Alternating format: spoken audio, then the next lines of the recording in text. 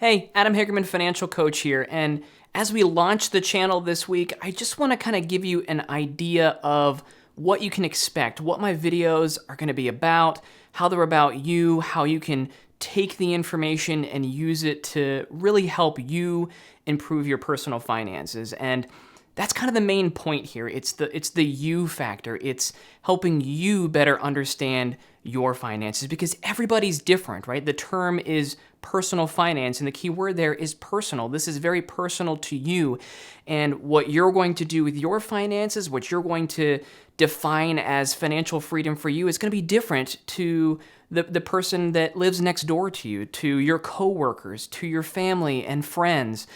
It's going to be very different, your definition of a lot of these things or things that you're going to want to do financially. So when I talk about personal finances, I want you to understand that when I say things, a lot of times there's many other things that you kind of have to go through in the processing of the information that I'm providing, because it's not very cut and dry. A lot of times people will, or they want me to kind of tell them exactly what to do. They want a rule of thumb. Maybe you want rules of thumb. And unfortunately, that's not something that I provide in most cases. I might give some general guidance on some things, some kind of like, hey, some thresholds to say, hit this mark, but then maybe you need to go a little bit further than somebody else somewhere else.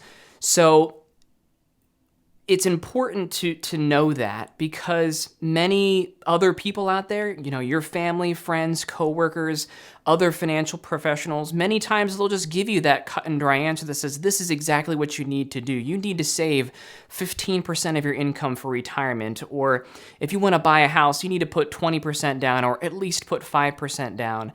Those are those rules of thumbs that I'm talking about here.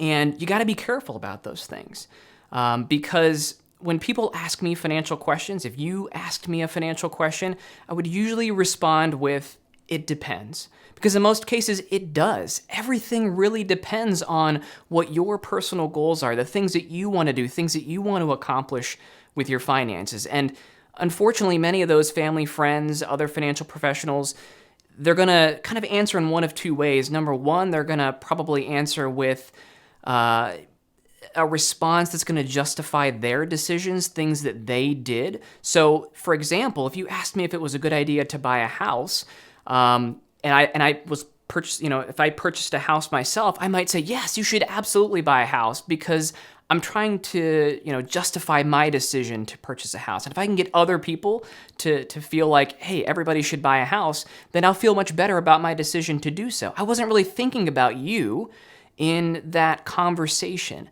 So I'm letting you know that I'm going to think about you in that conversation. I don't have any of that bias with buying a house. I'm not a real estate professional. I don't want you to buy a house so I can make a commission on it. I just want you to do the thing that's right for you, and that's what's most important here.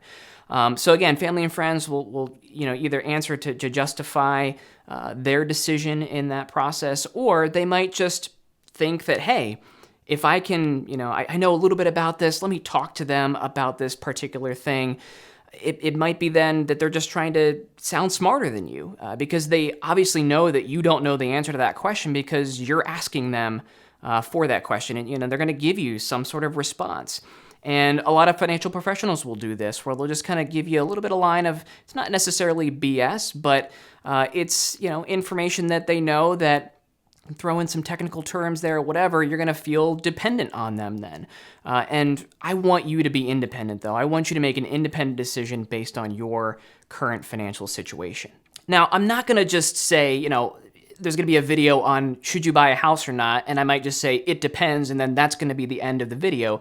Absolutely not. I'm going to give you the tools that you need to kind of make a decision off of your current financial situation, how you should answer that question for yourself. Because many people assume that I believe that, as a financial professional, or you read books and it says, purchasing a home is the American dream. It's the thing that you need to do. But I don't feel that way about everything when it comes to being a homeowner. I think there are lots of people out there that come and talk to me, maybe you included, that probably shouldn't be a homeowner or don't want to be a homeowner because, there are things that come with home ownership that don't come with renting, like having to replace your roof every 10, 15, 20 years. Things that are expensive, and it's not just a simple decision to say, oh, well, my mortgage payment is going to be less than or equal to what I'm paying in rent. I'm going to be making money here. And again, that's not what you want to hear from somebody. You want to understand the steps that you need to take to figure out if home ownership is right for you and what you want to do financially. So just understand that I'm not just going to kind of cut it off and say it depends. I'm going to give you the tools that you need to make those more informed decisions. And if this is one of the first videos that you've seen of mine, maybe the first, make sure you check out this video right over here on defining financial freedom. Financial freedom is going to be a very important thing that you need to define that I'm going to loop back to a lot in many of my videos. So you want to make sure you watch that video to find out what your definition of financial freedom is, because a lot of your other decisions that you're going to need to make around your personal finances are going to be based on that definition of financial freedom. So make sure you check out that video. And if you're new here, make sure you check on this, click on this circle down here to subscribe to the channel. I put out weekly videos on many different topics related to personal finance. And remember, finally, you deserve financial freedom. Take care of your money so it can take care of you later. See you next time.